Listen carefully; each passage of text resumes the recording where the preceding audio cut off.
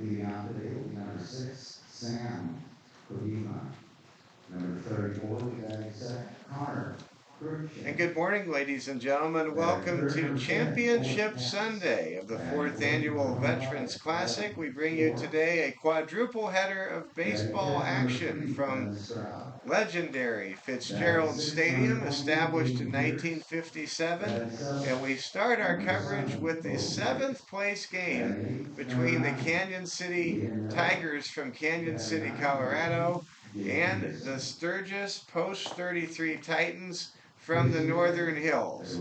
My name is Mike Fell. I'll be joined today by Oliver Fell providing color commentary as we bring you today's first game of the day from here in Rapid City. At 11:30, we will bring you the championship game. That game is coming up next between a pair of teams that went a perfect 4-0 in their respective pools. It'll be the First National Bank of Omaha Nationals from North Platte, Nebraska, the undisputed winner of the Pete Lean Field Pool against the. I mean, well, you're correct, but there is something to be said for the Expos who also went 4-0. Well, I understand, but by tiebreaker. But they won the tiebreaker, and then the undisputed winners of the Fitzgerald Stadium Pool, the 28-4 Cheyenne Post 6 Sixers with future Nebraska Cornhusker ace Bradley Feaser on the mound today, will be playing for the Veterans Classic Championship at 11:30. Then we've got a really entertaining afternoon and early evening doubleheader coming your way. The Expos will be taking on Mitchell Post 18, a really big story in this tournament. They finished with a record of 3-1 in pool play, and they'll be taking on the Expos that went a perfect 4-0 over in the Fitzgerald Stadium pool and have only lost 2 games all year. And then our final game of the day, beginning at 4:30, it'll be Kelvin Torby's Post 22 Hardcats, 16-9, going up against the Miles City Outlaw Baseball Club from Miles City, Montana. So that's our lineup today. Canyon City will be the visiting team. They are 11-15 when they combine their high school Colorado baseball record this spring with their 0-4 appearance here at the Legion level. Canyon City, with a very San Diego Padres-like uniform look, coming out in pinstripes with brown with a touch of yellow or gold. Yeah. And they will be going up today against Sturgis, who has Dylan Christensen on the hill. The Titans, definitely hard luck losers. They pitched well. They played some pretty good defense. They just are still looking for that elusive first win of the season. And we will get to the starting lineups as we make our way along today. And Eric Chavez will see the first pitch and hit the ball hard. And out into the right center field, outfield area for a long single, and we are underway. One pitch, one hit, and Canyon City is in business. Canyon City, famous for their huge prison in southern Colorado, and also Canyon City, famous for being very close to the Royal Gorge. So those are some notes about Canyon City. You almost went there, actually. I almost did. About I guess it would have been about 5 or 6 years ago. I was invited to drive around and look at Canyon City by some radio folks. And anyway, I also have been to a Canyon City 4th of July parade before when I worked at Moose 102 in Colorado Springs. There's a pitch outside. Count goes to no balls and 2 strikes. Dylan Hurl is the batter. Dylan Hurl coming up here with a man on and nobody out. Christensen's pitch is whacked right up the middle. The second baseman steps on second base to get the lead runner. His throw to first is not in time, and Kerr reaches on a Dylan Kerr reaches on a fielder's choice.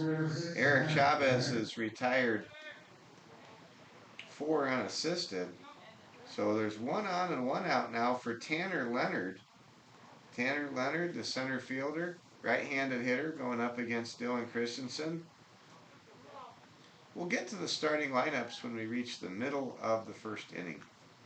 We just kind of jumped right on before first pitch here and want to make sure we're well prepared for our quadruple header showcase here on Championship Sunday at the 4th Annual Veterans Classic. Boy, has this just been a tremendous showcase of great American Legion baseball through the full play at both Fitzgerald Stadium and Pete Lean Field Stadium these last 3 days.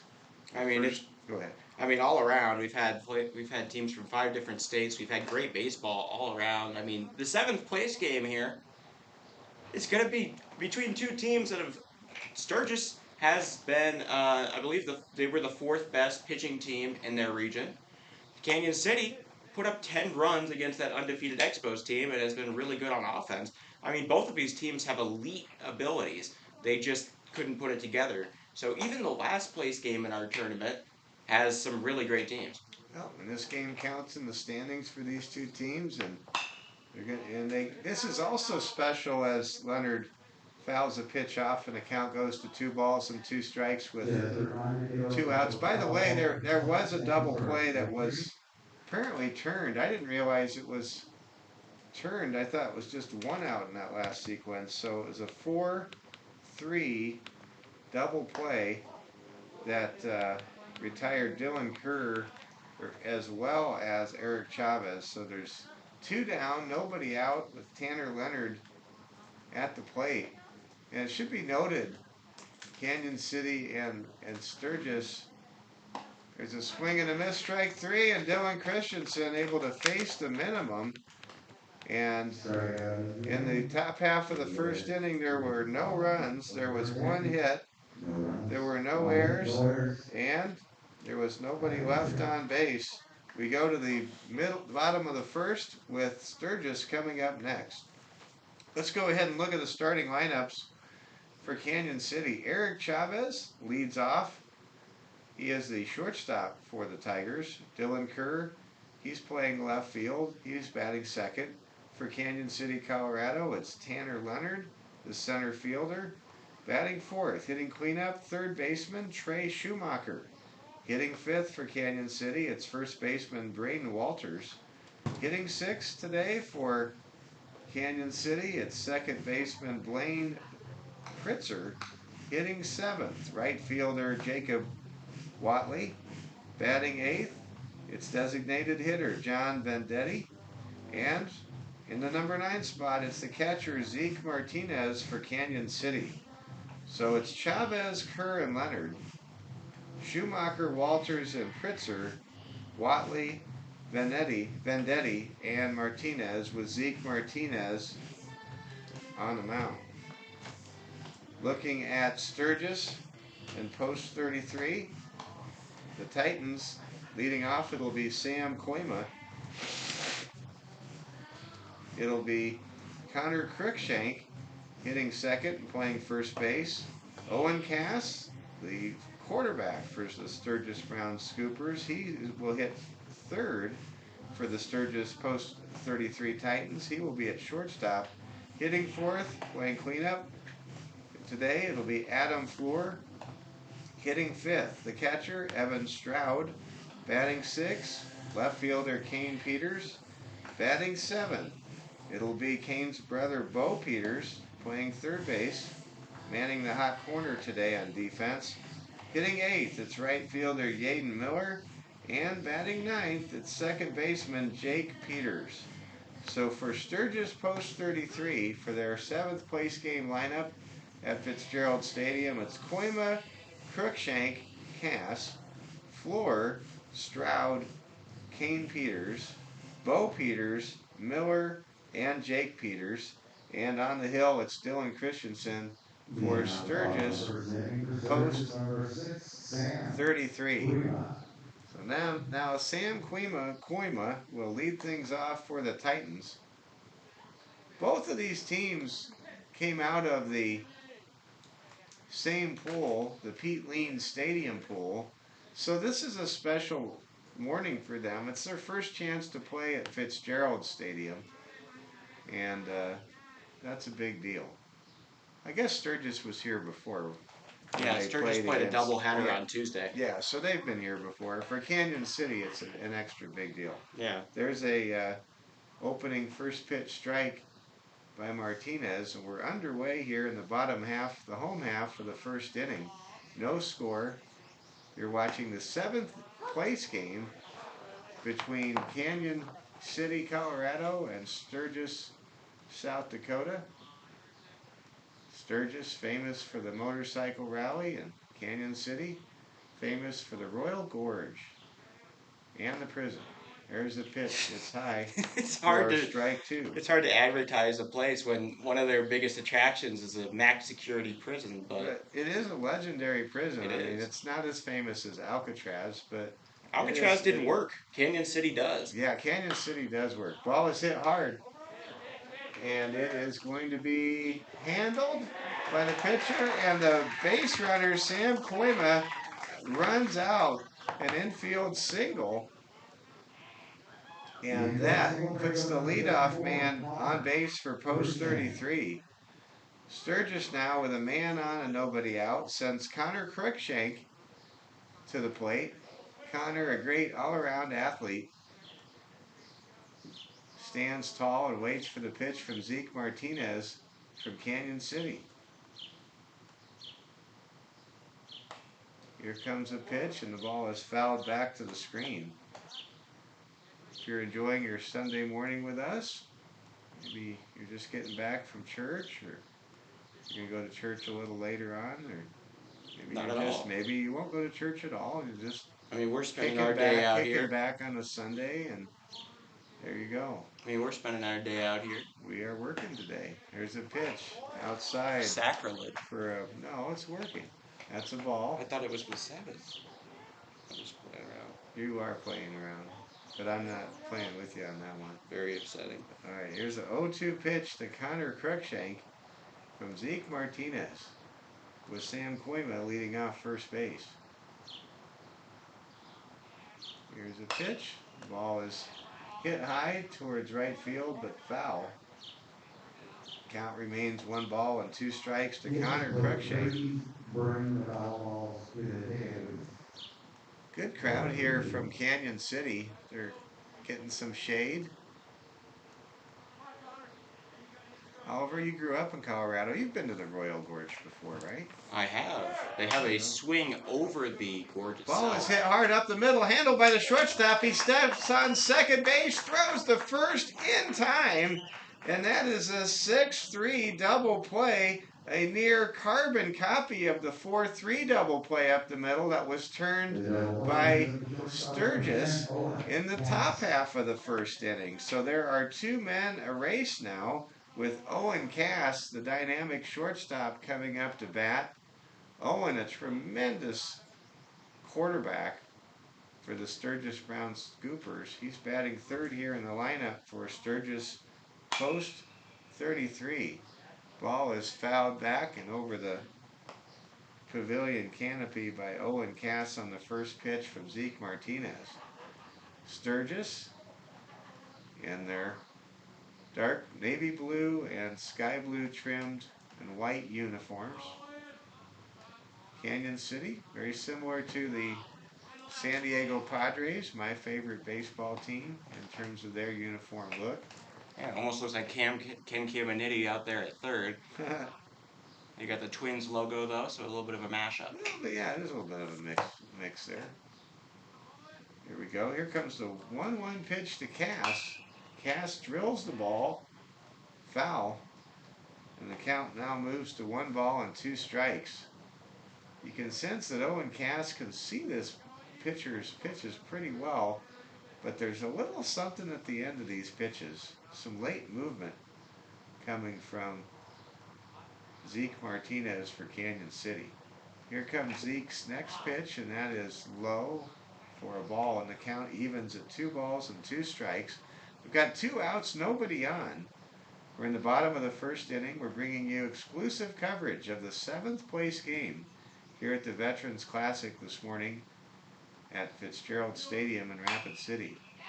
Cass fouls the ball away. Count remains at 2 balls and 2 strikes. Adam Floor is on deck. Wonder if Adam Floor is any relation to Charlie Floor, the outstanding head football coach for the South Dakota Mines Hard Rockers. Yeah, Ball is hit up to the first baseman, and the ball is caught for the final out of the inning. So that's another inning where a double play makes it so the starter faces the minimum. In the bottom of the first inning, there were no runs. There was 1 hit. There were no errors, and there were no men left on base. Through 1 inning, here at the Veterans Classic on a Sunday morning, it's Sturgis post 33 and the Canyon City Tigers scoreless. We move to inning number 2. You're watching Hard Hats TV. Yeah, well, I'm just working on it. Okay. Okay. Once I get that, I'll do it.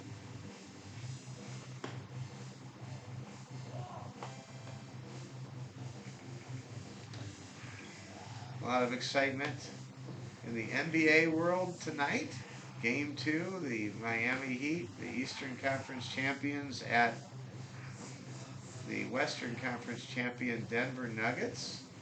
Nuggets lead the NBA Finals 1-0. If you hadn't heard, last night in Las Vegas, the Vegas Golden Knights with a third period surge down the Florida Panthers 5-2 to win the first game of the Stanley Cup Finals.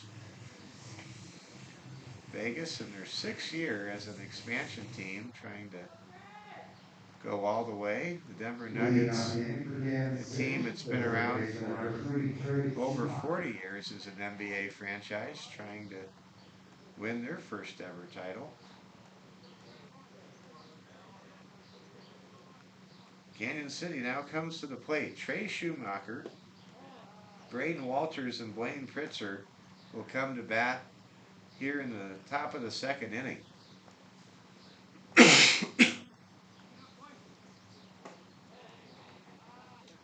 Pitch is inside for ball 2. Trey Schumacher plays third base for Canyon City. Bats right-handed. Waits for the pitch from Christensen. That pitch is high. Count now pushes to 3 balls and no strikes. You'd have to think that Schumacher might be taking here. Here at the heart of the order for Canyon City. Canyon City, a good offensive team. They've shown that a couple of times here in this tournament. Next pitch is right down central for strike 1. Trey Schumacher locks in a little closer now. Waits for the pitch from Christensen and swings and misses everything, and the count goes full to the leadoff hitter here in the top of the 2nd inning. Mike Fell, Oliver Fell with you. Thanks for spending your Sunday with us here on Veterans Classic Championship Sunday. There's a pitch just off the plate for ball 4. And for the 2nd consecutive inning, Canyon City able to get the leadoff man aboard. You may be thinking when I say Canyon City that Canyon is spelled Kanyon. That is not true. It's actually spelled the Spanish way, C-A-N with a Enye above the N and an O-N. Here goes the pitch to Braden Walters. It's fouled back to the screen. Count goes to 0-1. Despite being exactly 0% Hispanic myself, I did take 4 years of Spanish in high school. The tilde and an Enye there. The tilde being the little squiggle. So, AP Spanish Lit, we know a little. There you go. I'm impressed, Auburn. Throwback to first is not in time. Trey Schumacher getting a little bit of a lead for Canyon City, Colorado. Pitch to Walters is outside. Oliver, you and I have broadcast a number of games the last few days. This is the first time we've had a chance to broadcast a team from your home state. Well, that's the first time I've had a rogue baseball game. There was a rogue baseball versus I believe it was a doubleheader there. I think it was against it wasn't Huron, it was Laramie. Laramie versus Rogue. Rogue Baseball from Englewood, Colorado. They're also in this tourney. They will be playing later today over at Pete Lee. Okay, there's a pitch inside. The count goes to 2-2. Yes, I missed out on the Rogue team. I did not see the Rogue team. Here comes the pitch, a swing and a miss. No, just getting a piece of that pitch was Braden Walters.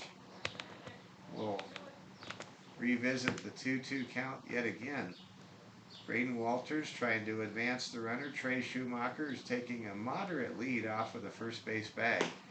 Pitch from Christensen is just outside. The count now goes full. 3 balls, 2 strikes. There's a man at first base. Christensen checks the runner. Now fires home. Ball is hit hard, and it will be over the left fielder's glove all the way to the wall. Canyon City with 2 runners in scoring position and no outs.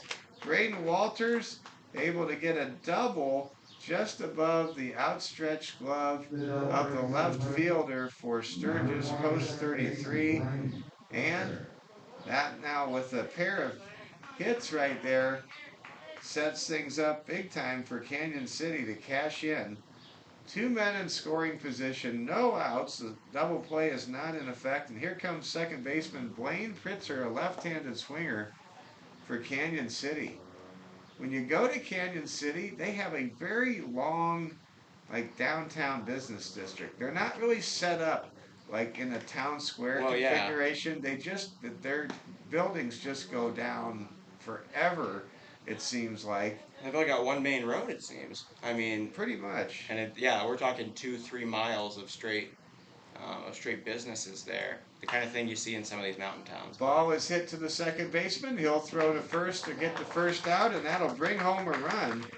Blaine Pritzker able to get an RBI on a 4-3 ground out. And Braden Walters advances from second to third as Trey Schumacher scores the first run of this ball game. Now it's Canyon City 1 and Sturgis post 33 nothing. Now I'm a little surprised that the scoring started up on this side of the ball. Jacob Whitley hits the ball to short, throw to first in time, and that'll cash in another run. That's a 6-3 ground out RBI. Jacob Whitley drives in his teammate Braden Walters. Now the bases are empty, and the score is Canyon City 2, Sturgis post 33, Titans nothing here in the top half of the second inning. Here comes the pitch now to John Vendetti. You rarely see a designated hitter at the American Legion level hitting as low as 8th in the lineup. And that's really, I think, a testament to how good of an offensive ball club Canyon City really is. Yeah, well, this is exactly what I was thinking. Canyon City has tremendous hitting. They scored 10 runs against the Expos. Meanwhile, Sturgis has the great pitching. So on this side, the problem is Canyon City doesn't have the best pitching. I believe they've allowed the most runs in this tourney. And Sturgis doesn't have the best hitting, hence the fact that they're 0-4. So I was kind of expecting a little bit more scoring on the side where both of them were worse than the side where both of them were better. Vendetti hits the ball deep to right, to shallow right. What a catch made by the right fielder for Sturgis post 33. Yaden Miller able to tumble and hold on to that shallow fly ball from John Vendetti, and that will retire the side. But for Canyon City, they take the lead in the top half of the second inning. They scored 2 runs on 1 hit. There were no errors, and there were no men left on base. We've reached the middle of inning number 2. It's Canyon City 2 and Sturgis post 33 nothing.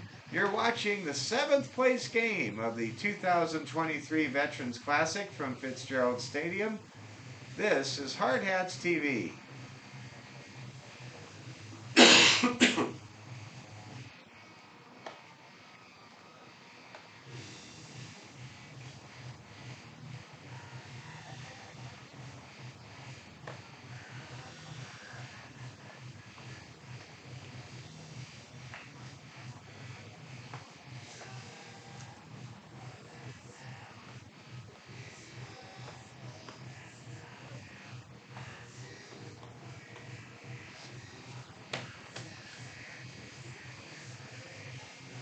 Welcome back, everybody. I guess I'm back. You've been here all along. Bradley Loper is the starting pitcher for Canyon City. I want to correct a mistake I made earlier. I identified Zeke Martinez as both the pitcher and the catcher.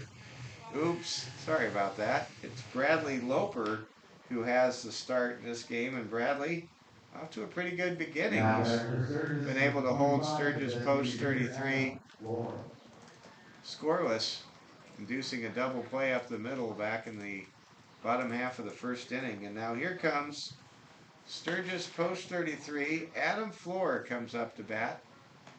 Floor, a large man, ready to try to put some lumber or some aluminum to this next pitch from Bradley Loper. Pitch from Loper is fouled away. Adam Floor, the hitter. Count is 1-1 strike to Adam. Floor digging in, waits for the pitch. Pitch is swatted into left field for a leadoff single. Adam Floor gets things going just like Sam Koima did to start the first inning for the Titans. Now Evan Stroud, the catcher, will come up to bat for Sturgis post 33. Stroud waits for the pitch from Bradley Loper. Loper's offering is outside for ball one. A lot of excitement around the country with the NCAA baseball tournament moving into day 3. Boy, have there been some big surprises. I think we found that the SEC was a bit overrated coming into the regionals. There's a throwback to first, and he got his man. Loper able to pick off Adam Floor for out number 1 here in the bottom of the second.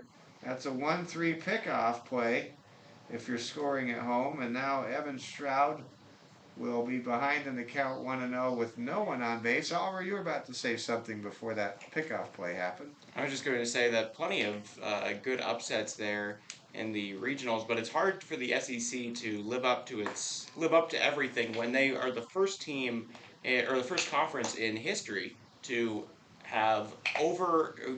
signify half of all hosts. 8 teams hosting regionals in the top 16. That is going to be very, not all of them can perform. That's true. And some of these other teams from other power conferences and non-power conferences are pretty darn good. Both teams each with 2 hits apiece. We've yet to have any errors.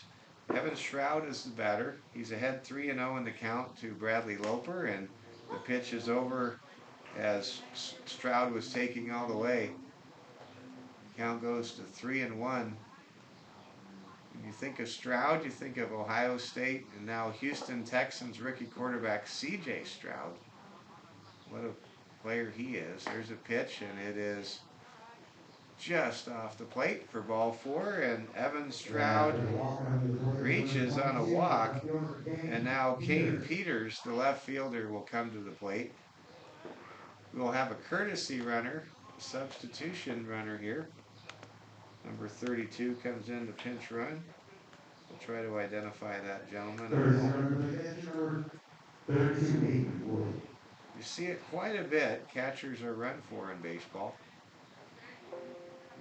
Most catchers are not behind the plate because they possess amazing speed. Pitch to Kane Peters is lifted into right field for a base hit. And sliding into third base is Evan Stroud, and now Sturgis post 33 has something going with 1 out. Boy, Sturgis has to be frustrated. If they would have prevented Adam Floor from leading off so much, this would be a 2-1 ball game with no outs. But Sturgis has something shaking here, and Bo Peters is now the hitter. Bo, the third baseman, batting right-handed, waits for Bradley Loper's pitch from Canyon City. 2 on, 1 out. Taking off is the runner. Throw down to second, not in time. Throw back to third, it's close, and the base runner Evan Stroud gets back in time. Kane Peters steals second base, and now the tying runs are in scoring position with only one out for Sturgis post 33 with Bo Peters at the plate.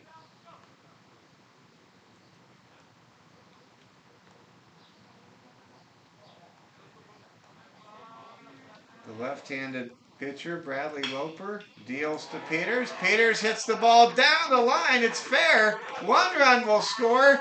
2 runs will score, and we are all tied at 2. Bo Peters with a 2-run single ties this game at 2-2 in inning number 2. What a game we have today, this morning at Fitzgerald Stadium. This has really got the markings of a very special game that we're bringing you in day 1 of our 4-game showcase on Championship Sunday rather, at the Veterans Classic. Here comes a pitch to Yaden Miller. Miller's pitch is handled by the shortstop. Throw to first just in the nick of time. Yaden Miller is retired. Miller with good speed almost beat out that grounder. Give a lot of credit to Canyon City shortstop Eric Chavez, who really fields his position very well. I'd have to say, tell me if you agree, Eric Chavez, he's definitely got plus skills at short for Canyon City. Yeah, and that's pretty special, especially considering, this team kind of struggled with the pitching. They could really use that defense. Jake Peters, the third Peters brother, up to bat for Sturgis. Nope, there's a man at second. That's Bo Peters. 2 outs. And there's a pitch that gets away, and trotting down to third on the wild pitch is Bo Peters. And now Bo Peters is 90 feet away, representing the go-ahead run here in the bottom of the 2nd inning for Sturgis post 33. Jake Peters, the man at the plate, the number 9 hitter, waits for Bradley Loper's pitch from Canyon City, and that pitch is high, and the count goes to 2 balls and 1 strike. Oliver, you and I on the way to the ballpark today, we talked about this matchup, and I said, I like games like 7th place baseball games because, man, so many times you see the unpredictable and you see a lot of offense, and that seems that's what we're going to be treated to this morning. There's a pitch outside, and the count goes to 3 balls and 1 strike. But folks, this is an entertaining game. Make sure your friends and neighbors are watching. 2-2 is our score. Here comes the 3-1 pitch with 2 outs. Man at third from Loper to Peters. Peters hits the ball to third. Throw to first is on the dot, and that will end the 2nd inning. So a 5-3 ground out rounds out the first trip through the order for Sturgis post 33, but thanks to a Bo Peters 2-run single, the game is tied 2-2 in the bottom of the 2nd inning. Sturgis post 33 was able to play 2 runs on 2 hits. There were no errors, and there was 1 man stranded, the lead run stranded at third base. Through 2 innings of action here at Fitzgerald Stadium, it's Canyon City, Colorado 2, Sturgis, South Dakota 2. This is Hard Hats TV.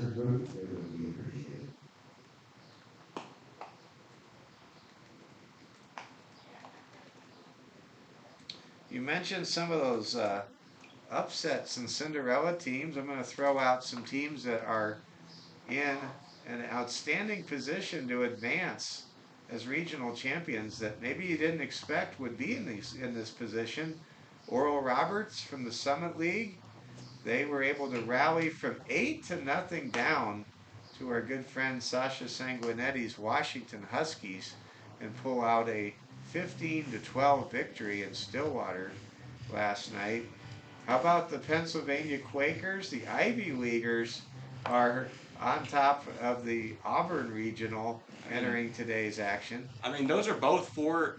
Usually the Magic runs out around this place, though, as they get to the championship game and face teams again, as they get to face the teams they eliminated. But, you know, it is a double elimination. They just got to win one of those two.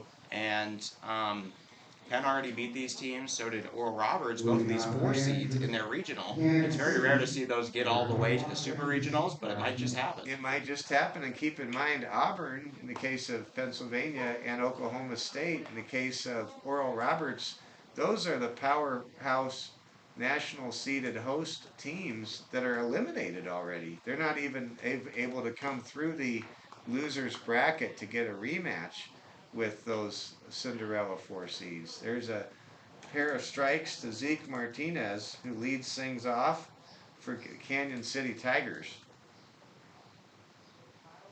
Here comes the pitch, and it is fouled back. Stay alive, Zeke Martinez, right-handed hitter, the catcher here for the brown and gold of Canyon City. Here comes the pitch. That's a swing and a miss, and Zeke Martinez becomes the second strikeout victim of the game, with Dylan Christensen pitching well for Sturgis post 33. So the leadoff man is retired for the first time today by Dylan Christensen, and now here comes Eric Chavez, who led off the game with a single his first time up, but was erased with a double play up the middle on a grounder. There's a first pitch strike, and I think Christensen starting to show he's getting into a groove for the Titans.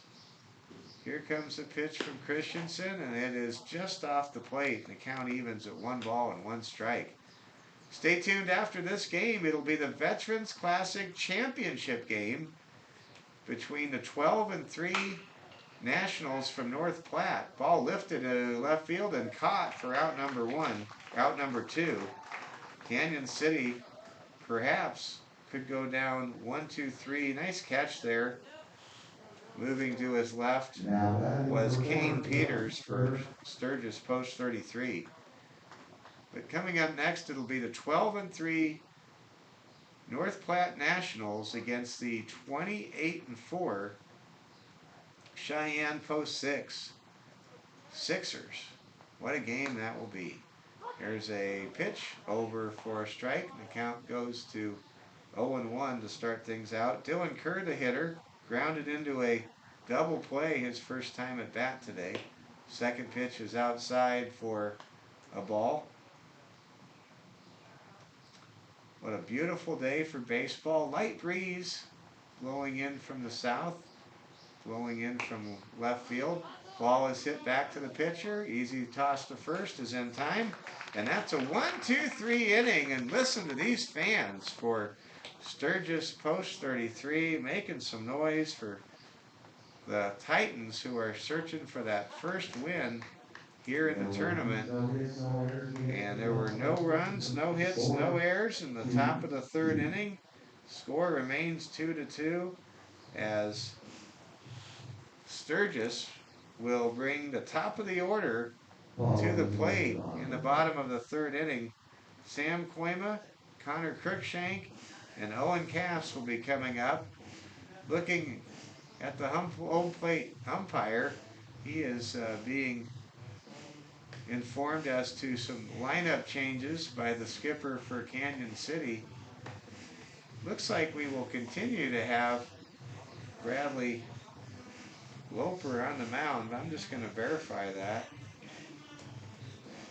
Check my Canyon City lineup card.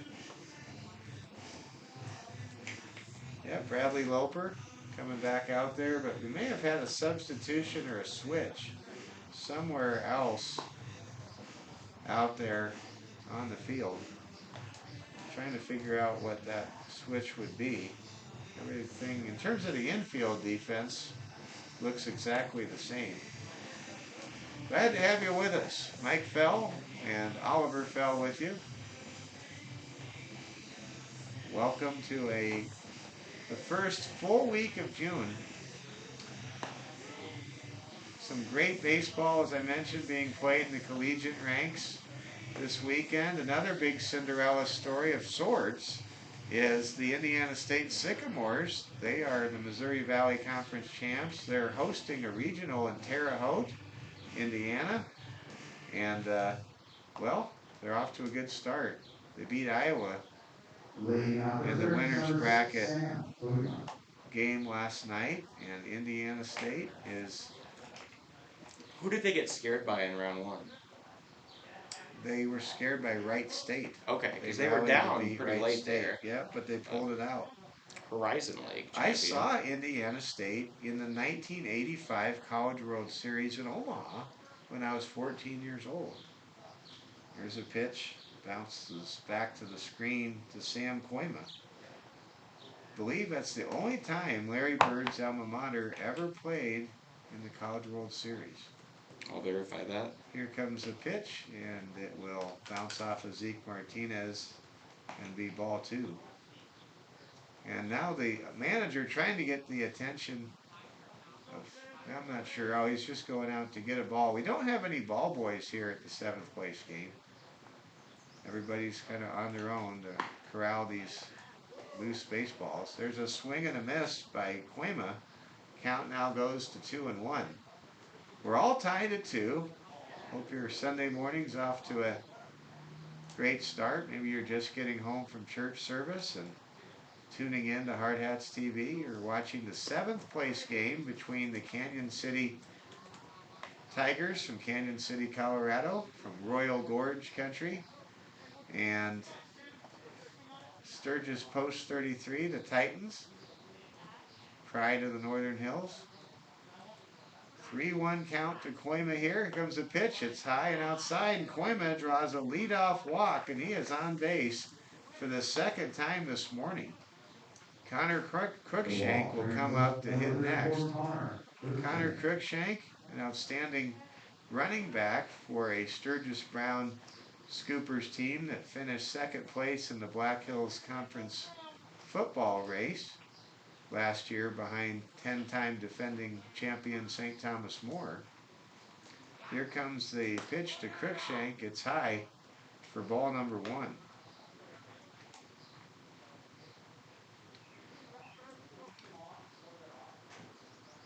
This has been a very entertaining game between two evenly matched teams, each looking for their first win at the Veterans Classic in this 4-day tournament. Ball is hit to right field, and it will drop for a base hit, and 2 men are on with nobody out for Sturgis Post 33. Connor Cruikshank, with an inside-out swing, was able to lift that ball to the shallow part of right field, and Canyon City's right fielder, Jacob Watley, I don't think really got a good jump on that ball as it left the bat. And to be candid, Oliver, it's hard to get a jump on an inside-out, golf swing like that. It's just not a natural sequence that you see from the batter most of the time. Here comes a pitch. It's a wild one, and the runners will advance. The first pitch to Owen Cass just ate up the pitcher, Zeke Martinez, and Bradley Loper, with trouble brewing here in the 3rd inning, now has to face a pair of Titans in scoring position with nobody out, with Owen Cass and Adam Floor, the 3-4 hitters, coming up next for Sturgis Post 33. Here comes a pitch from Loper. That ball fouled back to the screen, and we're even at 1-1. Man, Cass really swung hard through that pitch. Owen Cass, an outstanding quarterback for Sturgis Brown last season, and a very tough quarterback. As I recall, he just took a beating, and he just kept playing hard. That beating was against St. Thomas More, by the way, in the Black Hills Conference Championship game back in late September, early October. Here comes a pitch, and that ball is hit hard to right field, and it will be caught, and tagging up is Sam Koima, and he will score a go-ahead run for Sturgis Post 33. Owen Cass comes through with a sacrifice fly to right field, and Sam Koima advances from third base to home plate. And just like that, Sturgis, post 33, now leads 3-2, rallying from being down 2-0 to the Canyon City Tigers from Canyon City, Colorado. Great play there by Owen Cass. And now here comes the pitch to Floor. Floor pops it up. Who wants it? It's caught by the shortstop. Here comes a close play at the plate. They send the runner, and he is safe. And Sturgis, post 33, is now on top 4-2. That was a shallow fly ball, but it was caught by the shortstop, who was going back on his heels, and he couldn't get a lot on that throw. That might have been the thinking why Connor Cruikshank was sent from third base. So that is a sac fly, a rare sac infield fly in your scorebook, as Adam Floor flies out to center in the shallow part of the outfield. And now Evan Stroud comes to bat. Evan walked and scored his first time up for the Titans. A lot of excitement here among the Sturgis Post 33 fans. Their team has rallied to score 4 consecutive runs.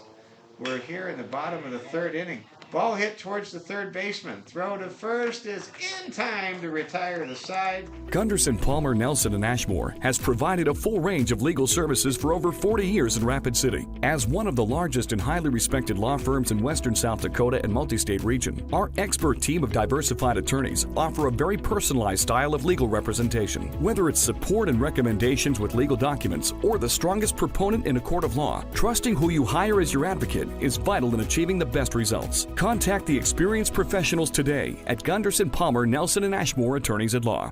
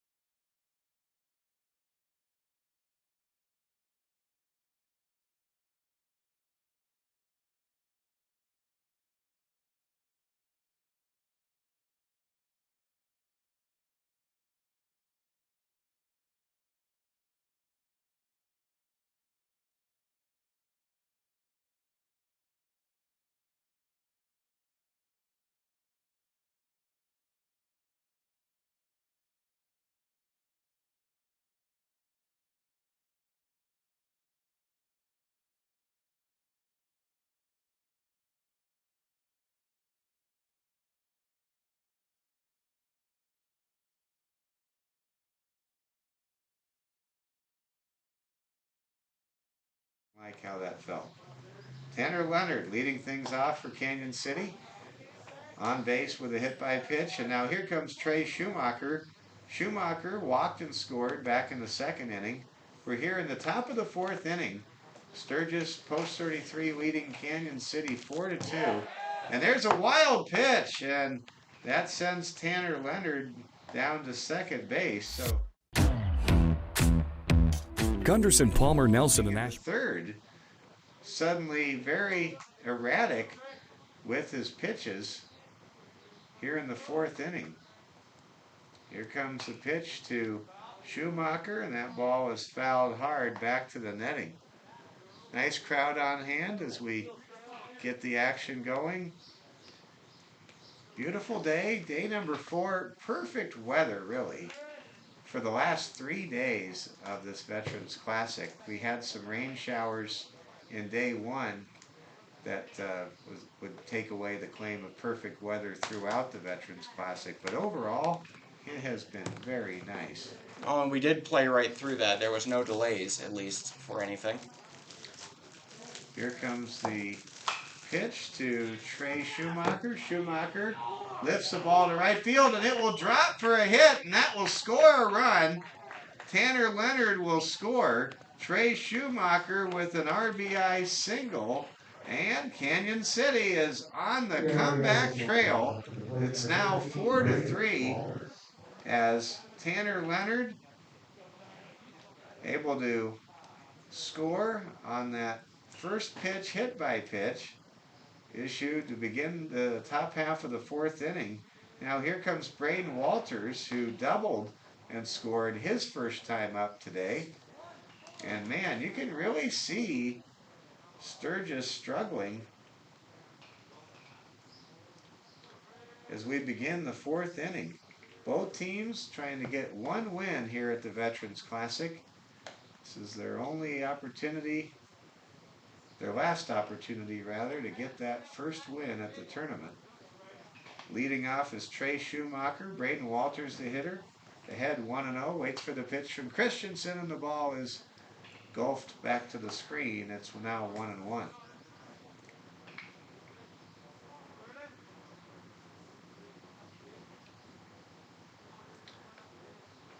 Sturgis post 33-4. Canyon City, the Tigers, 3.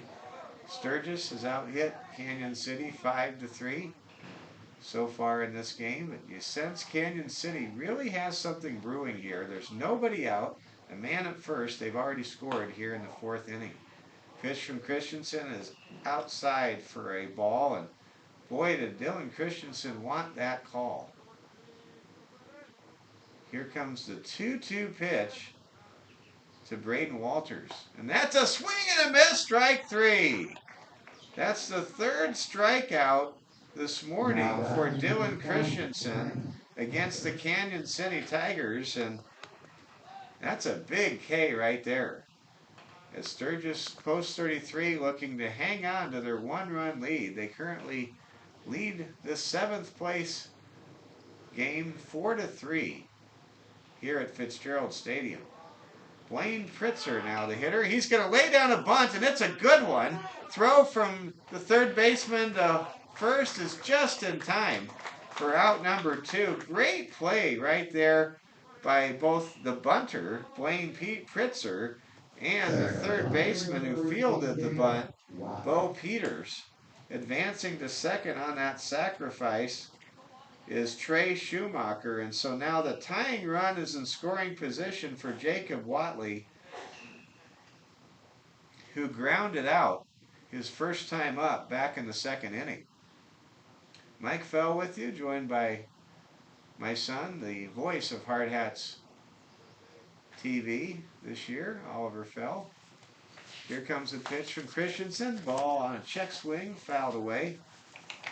And quickly, Watley falls behind in the count, 0-1. Canyon City with the tying run at second base with 2 outs. Waits for the pitch from Dylan Christensen. The pitch is a wild pitch, and that will send Trey Schumacher on to third base. And now the tying run is only 90 feet away for Canyon City. And the count is even at 1 ball and 1 strike to Jacob Watley. The Tigers are trying to tie the Titans right here, right now, in the top of the 4th inning. Here comes the pitch, and it's a hit by pitch. An inside pitch to Jacob Watley will send Watley to first base. Now there are runners at the corners, and here comes the DH, John Vendetti, with a chance to tie the game with a base hit. Potentially with an extra base hit, you might be able to get Canyon City their second lead this morning. Here comes a pitch to Christensen, and that is way outside the zone on a hop. And the count is 1-0 to John Vendetti. Canyon City, just to the west of Pueblo, Colorado, one of my favorite cities. Pueblo was the home of the Brooklyn Dodgers farm team back in the 50s.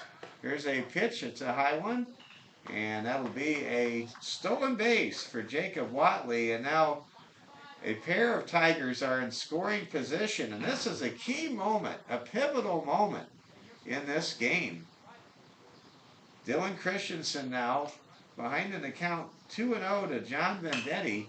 Watches Vendetti hit the ball hard to left, and that will drop for a 2-run single, and Canyon City has retaken the lead 5-4.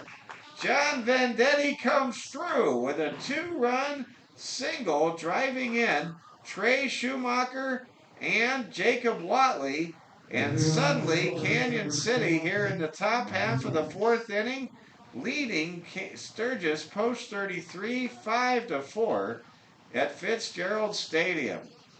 A very impressive rally underway by the Canyon City Tigers, who now lead by a run. Dylan Christensen just not the same version of himself as he was in that dominant 3rd inning where he got a 1-2-3 inning induced. Here comes a pitch from Christensen. That ball hit hard up the middle, and a quick toss, a little flip to second will retire the side as Zeke Martinez is out for the 2nd time today, 6-4 out of fielder's choice. But Canyon City has taken the lead for the first time since they got up 2-0 in the top half of the 2nd inning. Canyon City able to score 3 runs on only 2 hits. There were no errors. There were 2 hit by pitches, and there was 1 man left on base. Through 3.5, we're halfway through this 7th inning game on our quadruple header coverage on Championship Sunday here in Rapid City. And it is Canyon City 5 and Sturgis post 33 4. This is Hard Hats TV.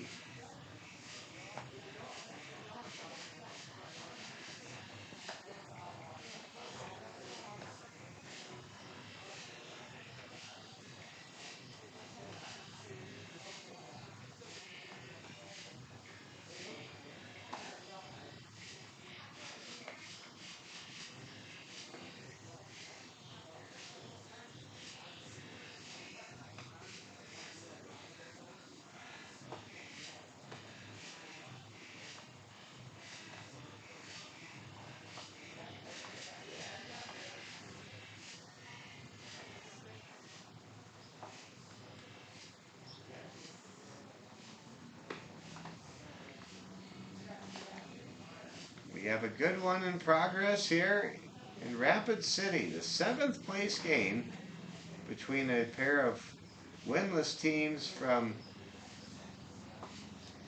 the Pete Lean full play, coming together and really giving us an entertaining start to this day. Thank you, Oliver, as Sturgis post 33, the Titans now trail 5-4 as they come to bat in the bottom half of the 4th inning. We told you Canyon City is a very good offensive team. Oliver told you they put up runs.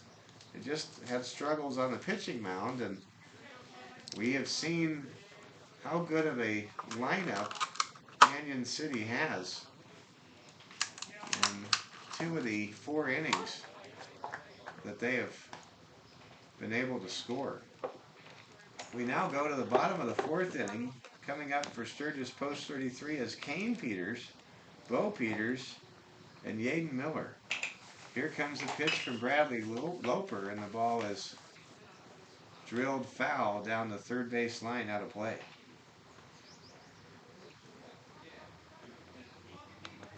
What an exciting game we have coming up for you next. The Veterans Classic Championship between the 12-3 North Platte Nationals and the 28-4 Cheyenne Post 6 Sixers.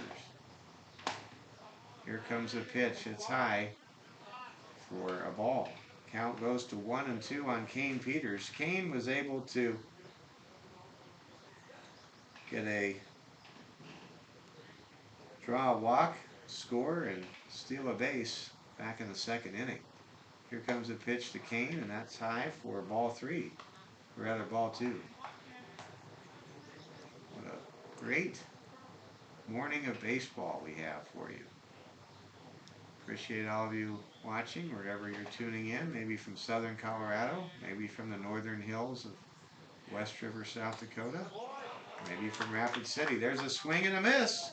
Strike 3, and that is actually in the 4th inning, the first strikeout recorded today by Bradley Loper as Kane Peters strikes out, and here comes Bo Peters, the 3rd baseman for Sturgis Post 33.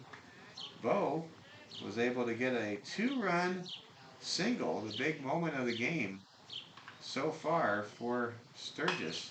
That 2-run single tied the game. Peters pops it up. It's playable, and it will be caught for out number 2 by the first baseman. So a foul ball is caught in front of the Canyon City visitors' dugout right there.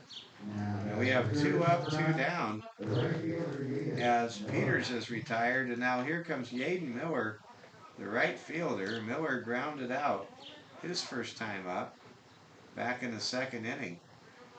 And for the first time, Canyon City's Bradley Loper trying to get a 1-2-3 inning here against Sturgis Post 33, and there's a swing and a miss, and that was a great pitch. We are suddenly seeing Loper assert himself in a way we just have not seen the first 3 innings. I want to say that I think that might be the lead speaking. I think he realizes that this is their best chance they've had so far to get a win in this tourney, and he's got that lead behind him. His team has supported him, and he's just gonna try to pay it back to them here with some really good pitching. So I bet he's exerting himself to the limit, knowing that he's got to go home after this. That was an outstanding observation, Oliver. There's a pitch that's fouled back to the screen. The count moves to 1 ball and 2 strikes. And as I've said a couple of times throughout this weekend, momentum is a very powerful thing. And when you get 3 runs, suddenly a pitcher's like, man, if we can get 3 runs out there, I can get 3 outs right now. Okay, well, here we go. Here comes the 1-2 pitch to Yaden Miller. Miller going to foul the ball down the right field line, and the count remains 1 ball and 2 strikes. So Bradley Loper, who has given up 5 hits to the Titans through 3 innings so far, or a little over 3 2/3 innings to be precise today, he is looking for a 1-2-3 inning. That ball fouled back.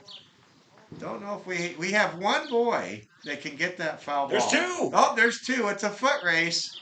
And here comes the big kid from out of nowhere from behind the Qdoba truck. Black shirt wins. And he's going to give the ball. Now, he's a good young man. Gives the ball to one of the boys. That's good. Oh, the little ball girl, is hit actually. hard up the middle. And the ball is not handled by Eric Chavez. That ball just never really got into his glove, and so that'll be a single by Yaden Miller. Now they're going to call it an error, actually, on Eric Chavez. I think that's a tough error. Chavez had to go quite a ways to get there. I don't know, but they call it an error, so it'll be an E6. I've been very impressed with Eric Chavez's defense today, and I still am. Throw back to first by left-hander Bradley Loper is not in time as Miller dives back. We've already seen a successful pickoff earlier against Adam Floor back in the second inning from Bradley Loper. Loper, a left-hander, has that lightning quick Eric Lauer-like pickoff. Oh yeah, Eric Lauer, the best in the business, I'd say, getting pickoffs. He's the man at pickoffs. Helps a lot for lefties. Yeah. He's not the greatest pitcher, but he's one heck of a pickoff artist. Artist kept his guy right low. High pitch, and count now goes to 2-0 to Jake Peters. Peters grounded out his first time up. Eric Lauer, one of those guys, you don't get a ton of use. I mean, he's not a volume guy. He's usually your third or fourth option in your rotation. He's not a big K guy, but he is. Swing and a miss. But he is always somebody who somehow, one way or another, you're midway through the year and you're like, how does that guy have a 3.0? And he just always has a pretty low ERA, I'd have to say, and I credit a bit of that to getting base runners out once they're already on the paths with his pickoffs. I agree. There's a pitch, and this ball is fouled up. It is playable. There's going to be a play near the dugout, and the ball lands on top of the Sturgis dugout and rattles into the stands. And a boy who almost got the last foul ball gets this foul ball. And then there's a certain sense of foul ball justice here at Fitzgerald Stadium this morning, with not too many people able to get the foul balls because a lot of people haven't made it to the ballpark just yet. They're still going to church. It's 2-2 with two outs. Jake Peters, the hitter, the number 9 hitter in the lineup for Sturgis Post 33, waits and swings at a high pitch, and that's strike 3. What a tremendous exhibition of pitching in the 4th inning by Bradley Loper. He gets a high five from his pitching coach as he heads to the dugout. In the bottom of the 4th inning, there were no runs, there were no hits, there was 1 error, and there was 1 man left on base. Through 4 innings of play, in the 7th place game of the Veterans Classic, it is Canyon City, the Tigers, 5, and Sturgis Post 33, the Titans, 4. This is Hard Hats TV.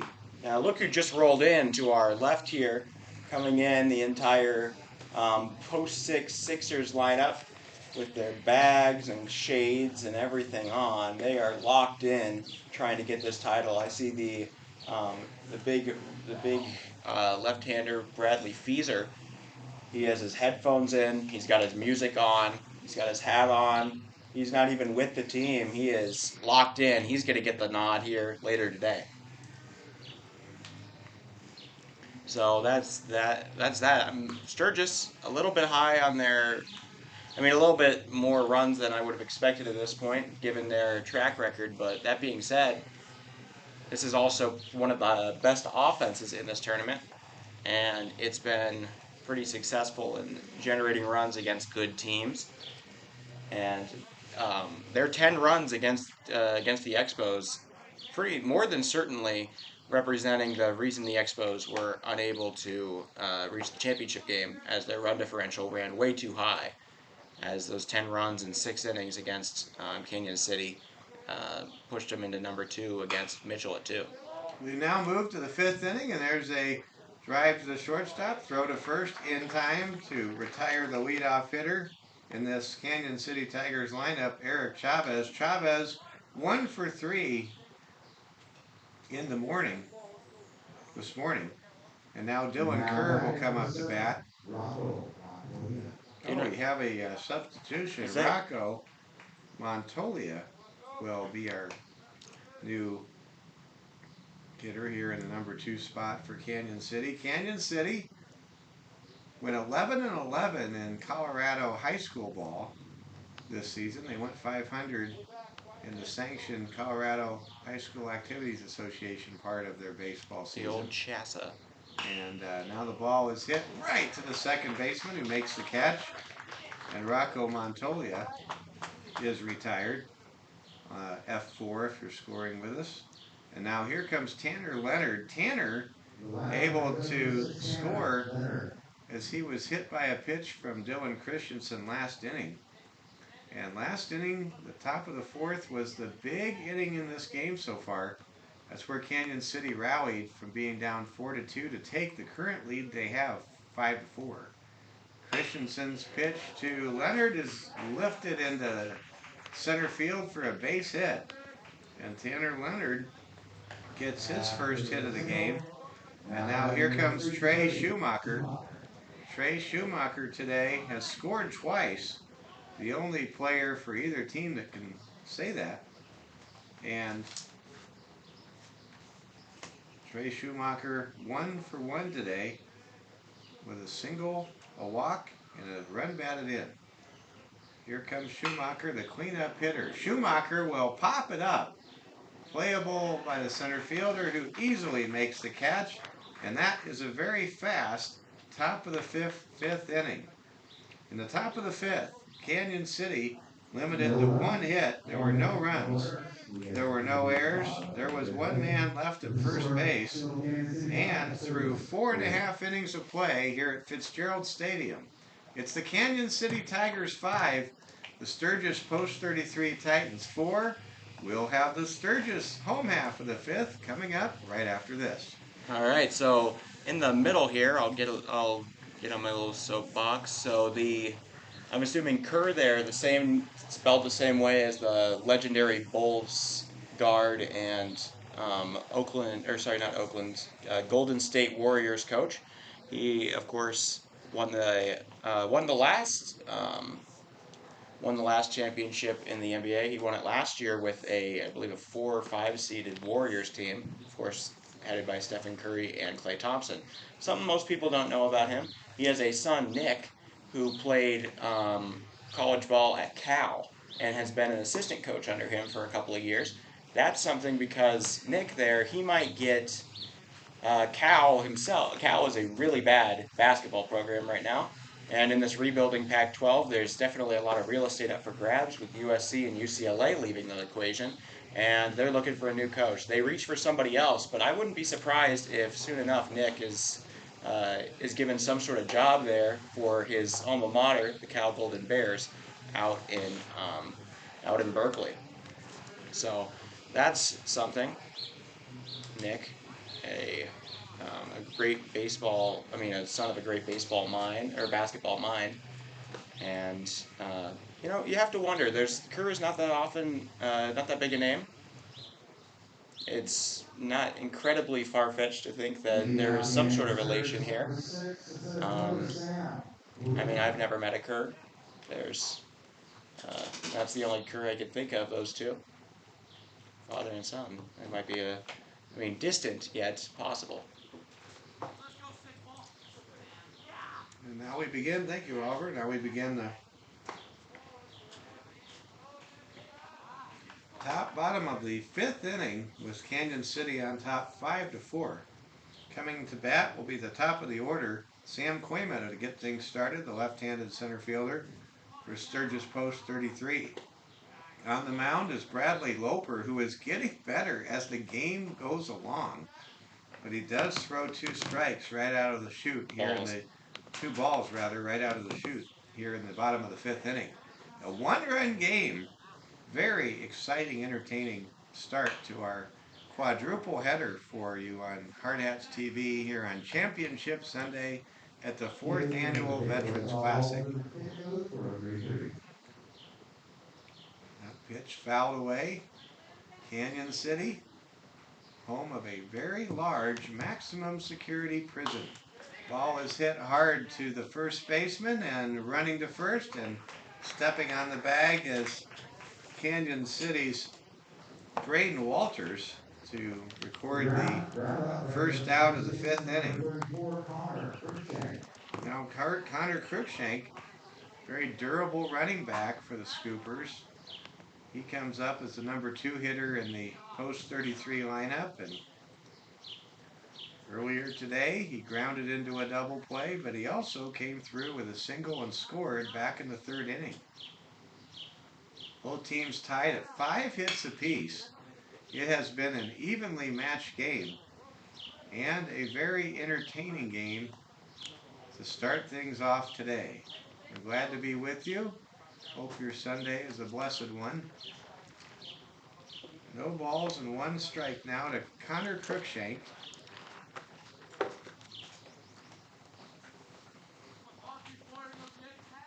Pitch to Cruikshank is a bouncer in front of home plate. First strike for ball 1. 1 ball, 1 strike, 1 out, nobody on base. Bradley Loper bidding to be the pitcher of record if he can get out of the 5th inning with the lead. Here comes the pitch, hit, it goes right off the glove towards the second baseman, and that will not be in time. Connor Cruikshank able to get an infield single off of the pitcher's leather. And now Owen Cass will come up to bat, and Sturgis post 33 has something going. Umpire wants to take a look at the baseball as he talks to Bradley Loper. We have seen such good umpire work in this Veterans Classic. These umpires really are good out here. You never see a Billy Martin, Pete Rose, or Earl Weaver meltdown between a manager and an umpire, do you? No.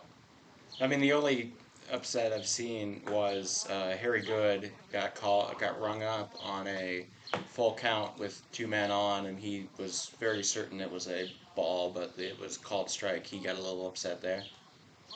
Here comes the 0-1 pitch to Owen Cass from Canyon City pitcher Bradley Loper. Pitch is low. Throw back towards first base is going to send Cruikshank back to the bag. No real threat there of a pickoff. Been impressed with Canyon City's coaching staff. They've really been active. They are like really into the mechanics and the moving pieces of this game. Ball is pitched and fouled back. Count now 0-1, 0-2. Owen Cass, outstanding quarterback for the Sturgis Brown Scoopers, trying to quarterback the comeback on the baseball field today. We're in the bottom of the 5th inning. Titans down by a run. Cass lifts the ball towards center field. It will be caught as a can of corn in center field by Tanner Leonard. And now there are 2 down here in the bottom of the 5th. Canyon City leading Sturgis 5-4. Sturgis out hitting Canyon City 6-5. We've had a lot of sacrifice fly RBIs in this game. Again, that's just a sign of some good baseball. Now Adam Floor is the hitter. And there's a wild pitch way over the head of Zeke Martinez. And taking second base on the wild pitch is Connor Cruikshank. Oh, ball doesn't get back to him now cleanly. The throw back to the pitcher is off the mark. But Cruikshank not looking to run there. Probably best that he did not. If I had a nickel. Yeah, if you had a nickel for how many routine throws back to the mound have amounted to something, that would be, you might be able to buy a candy bar. Well, back in 1982. Yeah, okay. Adam Floor, when I was a kid buying candy bars. Adam Floor, the hitter, lifts the ball to right field. That's going to drop just inside the line. That will tie the game. We are all tied at 5. Throw to second, not in time, and Adam Floor gets a huge ovation from the Sturgis fans, and we are all tied 5-5 in the 5th inning. Wow, Adam Floor got his pitch. He hit the ball down the right field line. It was just fair by about 3 feet, and that drives in Connor Cruikshank from second base, and we have a new ball game, folks, here in the bottom of the 5th, and Canyon City will have a conference at the mound. Wow, how about the Sturgis Post 33 Titans coming back we have seen each one of these teams rally and come back and tie or take the lead a couple of times. What an exciting seventh place game we have in progress. Yeah, really.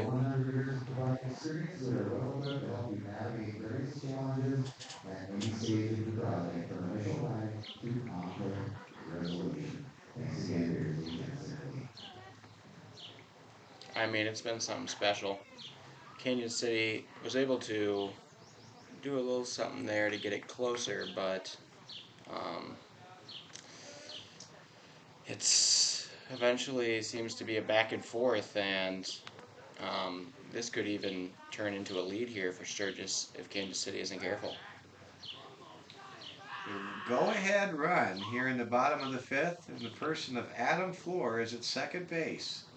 Evan Stroud now the hitter. Evan 0 for 1 today. He scored back in the second. Stroud hits it hard and hits it through the hole. And that will give Sturgis their second lead of the ball game. They now are on top 6-5. Evan Stroud gets a long single to left center field. They'll now send in a courtesy runner. And how about the Sturgis Post 33 Titans? They now have taken a 6-5 lead as Adam Floor comes in from second base, and I believe that will be it for Bradley Loper. Yep. Loper able to go 4 2/3 innings. He just could not get that elusive out he needed, and he gets some support from his teammates as he comes to the dugout. He did pretty good. He did pretty well, especially considering the reputation that Canyon City came into this game in with high run allowed totals. Good point. I mean, I believe this would be, if it holds, 6 runs is still the lowest amount of runs allowed by Canyon City in a game. They went all the way from 8 to 10 to 8 again, and then to 23 in runs allowed. Canyon City with a pitching change. We'll try to see who's on the mound for the Tigers. I'll check my lineup card photo here and identify the new pitcher for Canyon City here in the bottom of the fifth. Sturgis rallying twice. They were down 2-0, tied it in the bottom of the second, 2-2, then took a 4-2 lead. Then it was Canyon City with 3 runs in the top of the fourth inning, and then after that, Sturgis able to rally for 3 runs, or a pair of runs here, and take a 6-5 lead. Try to see who the new pitcher is for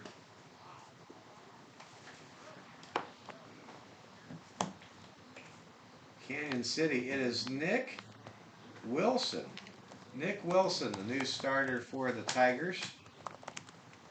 So Bradley Loper goes 4 2/3 innings, gives up 6 runs,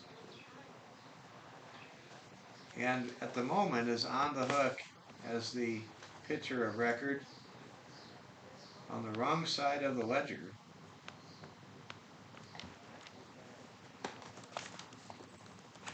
Nick Wilson will enter the game with 2 outs and a pinch runner at first base, filling in for. And let's go ahead and see what we have here. Is pinch runner is Aiden Wood, and Aiden Wood able to steal second base right on cue. Good play by Aiden Wood. And Wood is now at second base with 2 outs and now in scoring position. Every run just so big in a 6-5 ball game, especially in the 5th inning. Here comes the pitch to Kane Peters, who was down in the count 0-1. Nick Wilson coming out of the bullpen for Canyon City, trying to limit the damage to 2 runs here in the bottom of the 5th.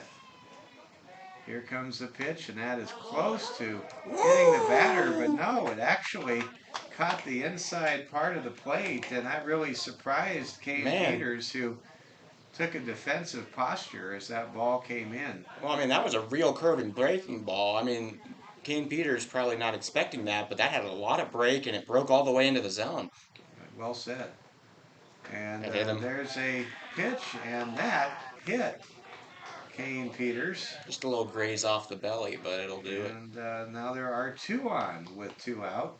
And here comes Bo Peters. Bo, 1 for 2 today with a pair of RBIs. We saw how clutch Bo Peters was when he got the scoring started with that 2-run single back in the 2nd inning for Sturgis Post 33. Bo Peters, batting right-handed, waits for Nick Wilson's pitch. And there comes a pickoff attempt at second, and that did not do much except bring a few players together. I mean, I don't know. I'd be very surprised to see a steal attempt at third with 2 outs here with 2 men on, chance to extend the lead. I would too. Here comes a pitch from Wilson, and that's over for a strike. Man, Wilson's got some good break. He's lacking in velocity, but his stuff is great. Yeah, I agree, and it's interesting to see. He's a very different pitcher than what we've seen here at the Veterans Classic, because he does lean on his curveball and his off-speed stuff much more than his fastball. Here comes the pitch. Ball is fouled into the stands over the netting. And you'll see it in the camera, I bet. It lands it. Right in front of the camera. Oh, an old-timer is going to get it. That's good. He throws it up to the little girl. That might be a moment that old-timer will never forget. Count is 0-2 with still 2 got on and 2 out. Here comes the pitch to Bo Peters. And that ball is barely fouled. And we'll do it all over again. I guess they were taken off, regardless of whether it was a ball or a strike.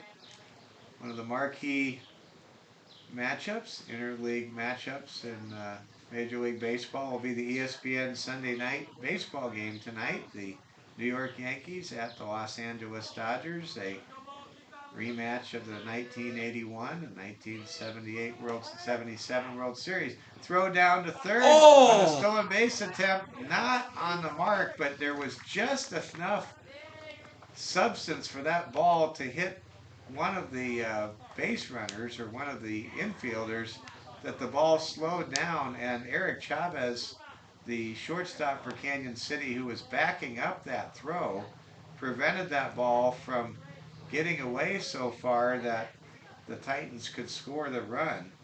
Aiden Wood is at third base. At second base, it's Kane Peters. Here comes the pitch to Bo Peters, and that's strike 3. Bo Peters angrily throws his batter's helmet down and thinks about what could have been a moment where Sturgis Post 33 could have achieved some real separation against a quality offensive baseball club in Canyon City. But Sturgis Post 33 strikes back in the bottom of the 5th inning, and they are able to score 2 runs on a total of 2 hits. There were no errors, and there were 2 men left in scoring position.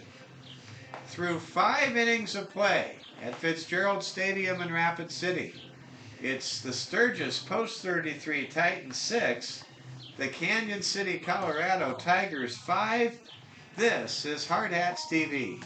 Hey, I'd like to say a special thank you to our Canadian friend Igor McJazz. He is back this morning after getting served this game in the algorithm last night, Hard Hats versus Laramie. He had a good time. He's back. He's planning on doing baseball and barbecue for dinner. A very American dinner for a Canadian, I'd say, but absolutely good. I'll recap the schedule for everybody here. So 11:30, we've got our championship game between North Platte First National Bank of Omaha Nationals. They will be going up. They are 4-0. They will be playing for it all, the championship of this Veterans Classic, what it's all built to, against the Cheyenne Post 6 Sixers. Sixers also 4-0. That'll be big. After that, we have the second place game between Mitchell Post 18, who went 3-1, only lost to that Cheyenne Post 6 team, and then up against the Expos, the 17 and under team here at Post 22. The one would call maybe a feeder team, able to pull off a 4-0 appearance in the Pete Lean field, and they will be playing for second place today. That'll be at 2 o'clock, and then we finish off the day at 4:30 with Hard Hats up against the Outlaw baseball team from Miles City, Montana, to finish things out. That'll be the final game of the tournament. Thank you very much, Oliver. And there is a fly to center field to lead things off. Braden Walters skies a ball to center, and it's easily caught by Sturgis's Sam Koima. And now Blaine Pritzer comes to the plate. Pritzer had an RBI ground out back in the 4th inning. He's 0 for 2 today. Here comes Blaine Pritzer, waiting for the pitch from Dylan Christensen. And we talked about Bradley Loper hanging in there. How about Dylan Christensen? He's now out there to start the 6th inning, and he at the moment is the pitcher of record on the winning side. Ball is slapped to the second baseman. He bobbles it, still bobbles it. He can't find the handle, and that will be an infield hit for Blaine Pritzer, and the door is open now for the brown and gold of the Canyon City Tigers. Man, that is going to really come back to haunt. There's a Blaine.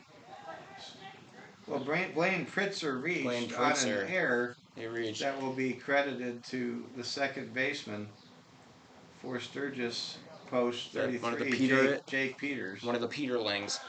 All right. Ball is fouled away. Yeah, that's going to really come to haunt him against this offensive team. It's going to be very tough to keep him from scoring. Pritzer sitting over there at first. But there is one out. There is one out. And they have gotten out of the last 2 innings, or the last inning successfully without a run, but this is going to be quite the this is going to take some good resolve here to keep it off the board. Christensen hits the ball flatly, and the ball lands on the chalk. It bounces again. And that will be a foul ball. It took 2 bounces fair, and then it curved out left, and that put it foul. That was almost out number 2 right there. Instead, new life for Jacob Watley. You do have to wonder, because there's a lot more traction here on the turf than a normal kind of loose dirt field would be. You have to wonder if it would take a kick that way. There is a pitch out, and that'll be a stolen base for... Actually, I think it's going to go down as a wild pitch. He's just going for it before Blaine the pitch was Pritzer, thrown. the tying run, is now in scoring position at second base with 1 out. Here comes the 1-2 pitch to Jacob Watley. Watley, who has an RBI back in the 4th, or back in the 2nd rather, will try to bring home a run. He hits it deep, and it is caught by the center fielder, who collides with the left fielder and falls down. And going back to second and not tagging up is Blaine Pritzer. What a great catch by Sam Koima in center field. And now John Vendetti will step to the plate. He was clutch his last time up. He had a 2-run single that gave Canyon City the lead. He'll try to tie the game or take the lead for Canyon City here as he steps to the plate with 2 out in the top of the 6th inning. First pitch from Dylan Christensen carves the outer part of the plate for strike 1. John Vendetti, 1 for 2 today. As I mentioned, 2 RBIs, batting with the tying run and scoring position here in the top of the 6th, with Sturgis Post 33 leading 6-5 here in the 7th place game of the Veterans Classic. Pitch to Vendetti is high for ball 2. Count now moves to 2 balls and 1 strike. I mean, even to tie the game here, give it to your pitching, see if they can do something, and then get the lead in the 7th. Canyon City really needs this one. Really needs this run right now to not play from behind. There's a high pitch for ball 3. There is a base open, you might say, but in a game like this, every run counts. Every base runner is so important. And neither one of these teams has had dominant pitching today. Here comes a pitch from Christensen. The ball is fouled back to the screen. I swear I didn't even hear that one. Well, that was a silent one. John Vendetti protecting the strike zone. The count is now full. Expect Blaine Pritzer to be off with the pitch from second base as the potential tying run. Here goes Pritzer. Ball hit between the first baseman and the second baseman, and that'll tie the game. Oh, wait. Canyon City has taken a 6-6 lead. Now a throw down to second will get the man, but that will be after the run scores. And we are all tied at 6 apiece. Good heads-up play there by the catcher, throwing out the runner headed to second.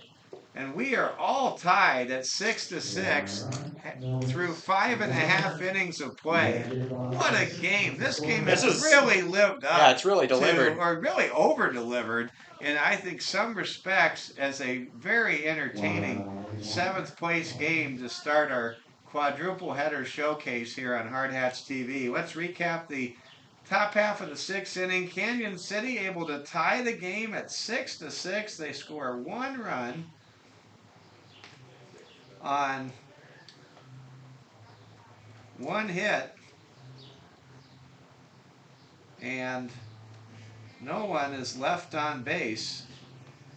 And there was one very costly error committed that opened the gate for Canyon City as the second baseman for the Titans, Jake Peters, could not find the handle that he desperately needed to find. And that opened the door for the tying run to score. And we are all tied 6-6. And I would say an instant classic here today as we make our way to the bottom of the 6th. Yeah, really. I mean, this is definitely delivered, I have to say. 6-6. Both these teams really capitalized on one another's strengths and weaknesses. And it has turned into an incredible game. Both these teams do not want to go home, get on that bus ride, having gone 0-5.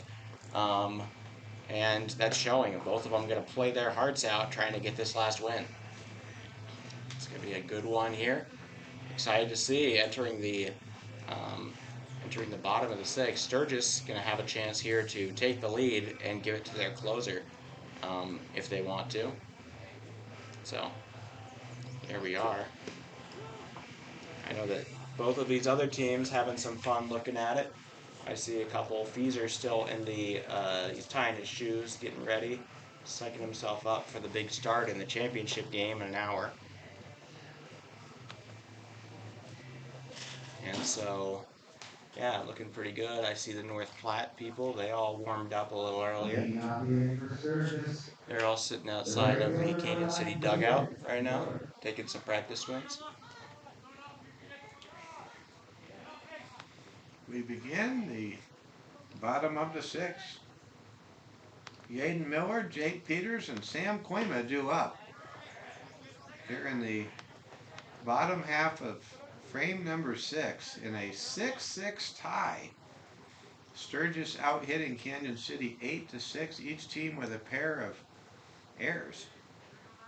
None bigger than the error a few minutes ago that opened the door for Canyon City to rally and tie the game. Nick Wilson back on for his 2nd inning of work out of the Tigers bullpen. Pitch by Wilson, lifted to center, and it will be caught by the center fielder, Braden Walt, or rather by center fielder Tanner Leonard for Canyon City. 1 man up, 1 man down, and now here comes Jake Peters. Peters 0 for 2 today, trying to perhaps get a level of redemption or atonement for the error that happened in the top half of the 6th inning. That was huge. It allowed the tying run to get aboard and eventually come home. He really was big. See if Jake Peters can do something really big for his team here with nobody on and one out in the bottom of the 6th. Pitch is outside for a ball. Nick Wilson able to really deliver some great breaking pitches. Very good with the off speed. Here comes a pitch, and it's low for ball 2. I want to say hi to Igor myself. Glad that Igor is with us from Northern Ontario. And Igor knows I will stand up for the Toronto Maple Leafs like I did last night. Here comes a pitch from Nick Wilson. And that pitch is over for a strike. It's now 2-1. Of course, I do have a connection to the Toronto Maple Leafs. How is that? The Toronto Maple Leafs used to be in the Norris Division when I used to go to St. Louis Blues games in the early 90s in the old Norris Division. There's a swing and a miss, strike 2. So I got to see I got to see Doug Gilmore and the Cat, Felix Potvin, between the pipes, and those great Maple Leafs teams back in the early 90s. Here comes the pitch. There's a swing and a miss, and that's going to be strike 2. Bounced off the padding there, the umpire. 2-2 pitch coming up. Nobody on, one out. Jake Peters, the number 9 hitter in the lineup for the Post 33 Titans from Sturgis, South Dakota, waits for the pitch here. Pitcher Nick Wilson kicks, winds, and fires, and the ball is fouled high off the netting, and we'll do it all over again. Here comes the 7th pitch in this at-bat. Jake Peters locked in against Nick Wilson. We're all tied at 6-6 here in the 6th inning. And there's a hit by pitch. Nick Wilson has an inside pitch tangle up at Jake Peters' legs, and that will send the go-ahead run to first base here in the bottom of the 6th inning. And now Sam Koima will come up. Sam today 1 for 1. He singled, he scored. And here's a big opportunity for Sam to come through in the clutch for Sturgis. There's a pitch low. Stolen base attempt is successful, and the ball goes into the outfield, but the base runner, Jake Peters, after he got the stolen base, was laying on his back, essentially, or his side. He's none the wiser. He could not get up and run. I don't even think, as you said, Oliver, he was aware the ball got through. So he is at second base with 1 out. Now Sturgis trying to bring the go-ahead run in the bottom of the 6th here. Nick Wilson looks back to second. Now fires. That ball is hit to the third baseman. He will throw to first for out number 2. And now Peters will scamper ahead to third. But that huge second out is recorded. Sam Koima able to advance the runner, but gets the second out, records the second out for Sturgis in the bottom of the 6th. And now Connor Cruikshank comes to the plate with a chance to break a 6-6 tie with Jake Peters standing 90 feet away at third. High pitch inside, goes upstairs to Connor Cruikshank, and it's 1-0. Can Nick Wilson keep this game knotted at 6-6? Wilson, the right-hander, gets his sign, looks over at third, now delivers, and the ball is hit right on the nose to third base, and it's booted! And that gives Sturgis Post 33 the lead. An error on Canyon City's Trey Schumacher at third base on a routine ground ball that would have been able to keep this game tied. Instead, gives the lead to Sturgis Post 33 as Jake Peters scores on an E5 at the most inopportune moment for the Canyon City Tigers. Mercy. Man, that is heart-crushing if you're a Canyon City fan. Had the chance to do it. Had the chance to close out the inning, keep the game tied, take it into the top of the 7th, and see what they can do.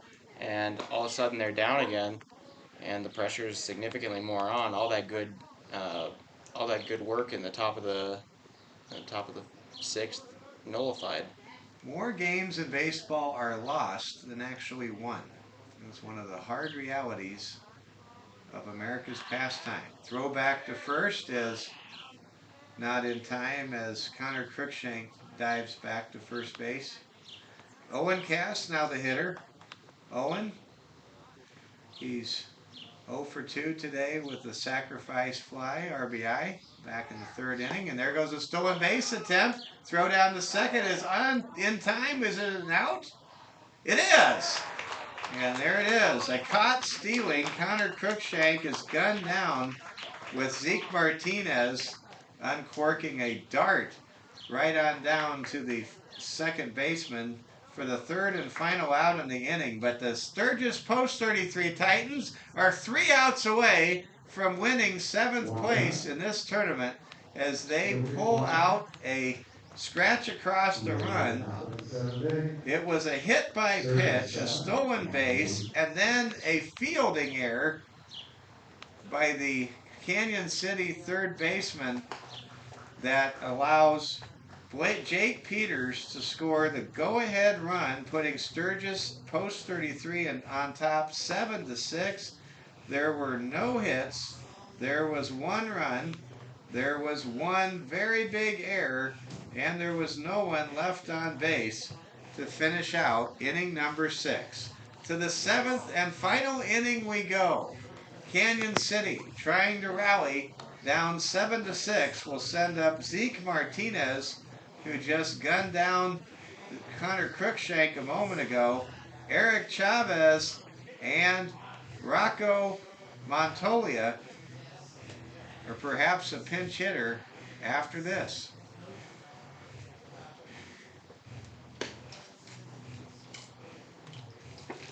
I mean, this is gonna be a really big ending here. Canyon City has the firepower to do it, but Sturgis has the pitching. We'll see. They'll go back to their reliever to try to close this thing out. Zeke Martinez set to lead things off, and actually we're going to have a pinch hitter here. Try to figure out who that pinch hitter will be.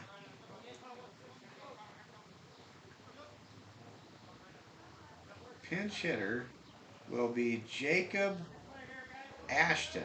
Jacob Ashton will pinch hit for the catcher, Zeke Martinez. So Jacob Ashton will make his first appearance here as a pinch hitter here in the 7th inning. He represents the tying run for Canyon City as we are underway. Dylan Christensen trying to go the distance, leading 7-6. He's given up 6 hits, but he is on the winning side of the pitcher of record at the moment.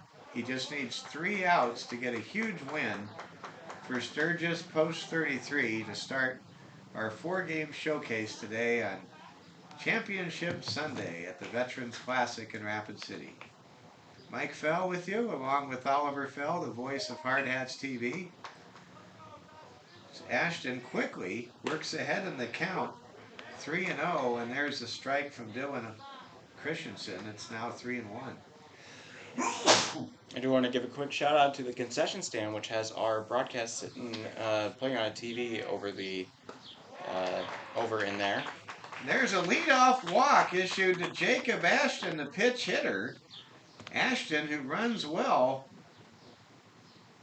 now has a chance to tie the game, and we have a conference at the mound. We may have a pitching change here. It'd be a little quick in the inning to pull the guy. Well, I bet they're just Christensen has thrown a lot of pitches. Sturgis Post 33, they want to do everything they can to nail down this victory. They lead 7-6.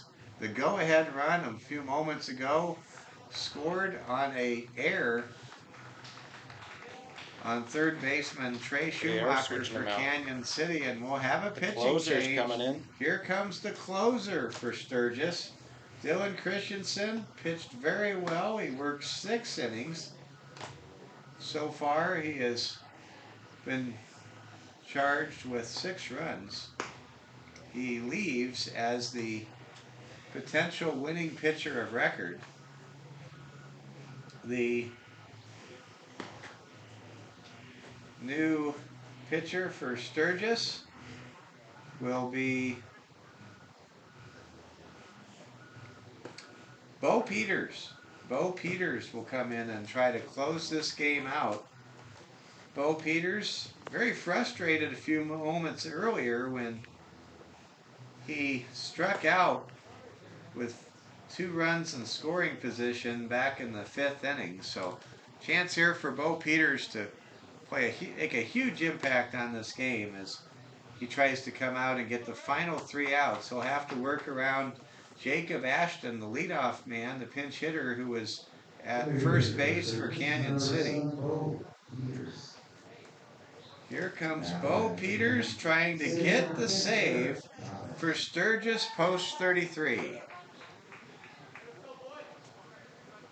Eric Chavez comes to bat. Eric committed an error earlier, but he's made a lot of great plays. He shows bunt, and there's a pickoff throw that's wild, and Jacob Ashton will easily make it to second base, and now Canyon City in the top of the 7th inning has the tying run in scoring position on an error by Bo Peters on an erratic throw back to first base.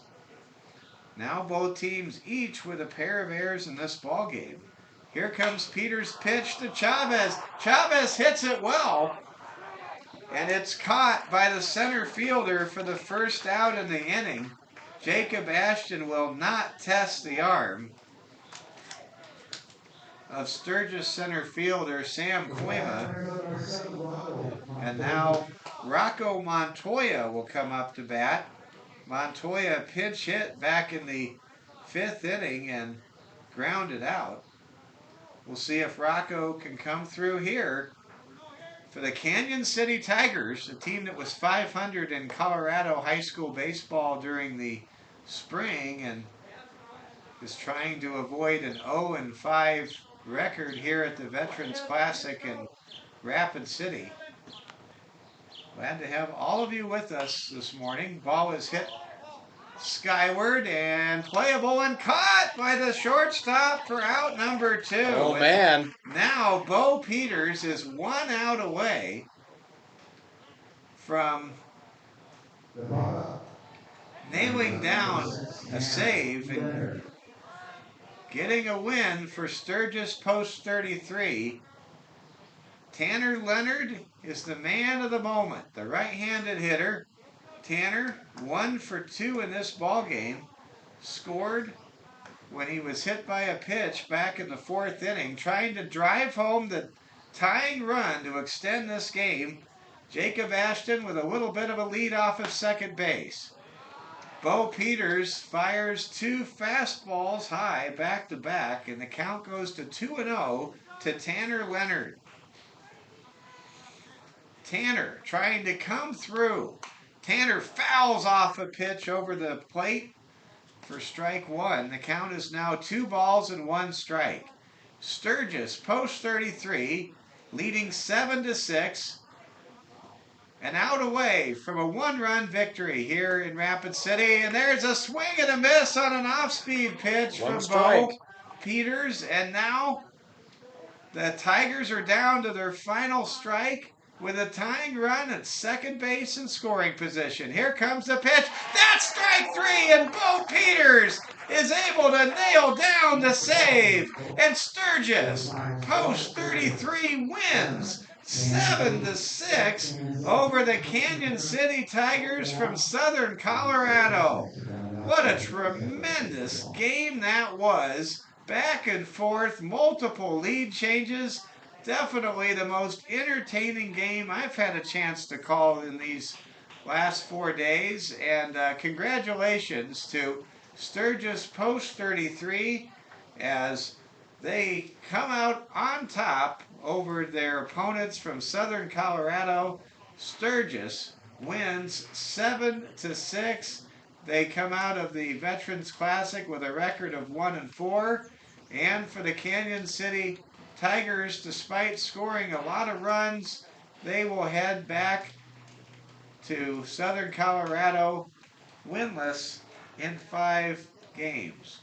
Well, congratulations to Sturgis post 33. The winning pitcher was Dylan Christensen, and getting the save was Bo Peters. The losing pitcher was Nick Wilson for Canyon City. And Oliver, that was quite a game. It definitely was. Canyon City's got to be sick to their stomach. I see the shortstop there beating himself up on the sideline there. That error coming back to haunt them as the deciding run. Yeah, it was a third baseman. Third baseman error, yeah. But the error coming back to haunt them as the deciding run. You got to feel a little bit bad for them. Sturgis gets their first win, maybe of the year, definitely of the tournament. Congratulations, a lot of Sturgis fans watching in on Hard Hats TV, I'm sure, and you know, you just it's a game can be tough. Some games, you just the little plays you have to make them, and the margin in a game like this, which was decided by 1 run, a razor thin margin. Congratulations to Sturgis. Post 33, the Titans triumph 7-6 over the Canyon City Tigers. Very entertaining game, and that was fun. Well, Oliver, we're going to have a little bit of time between games, but the 2 teams that will play for the Veterans Classic Championship are in the house and starting to mill around a little bit on the field. It'll be the First National Bank of Omaha Nationals from North Platte, Nebraska, taking on, as the visiting team from the Pete Lane Pool, taking on the Cheyenne Post 6 Sixers, Ty Lang's outstanding 28-4 ball club, and North Platte in a very impressive 800 winning percentage themselves with a record of 12-3. This is going to be awesome, and Oliver, you'll have the entire play-by-play of this championship game coming up next. So we're gonna. Well, I mean, it's close enough. We might as well just. Okay, we'll take a quick break. Okay. Well, we'll be back at 11 and on the next live stream. Make sure to tune in. That'll be. I mean, that's already posted. Just sit around 11 o'clock. And we will be back to preview this game between North Platte, or our championship game even, between the North Platte FNBO Nationals up against Cheyenne Post 6. We'll see you in a minute.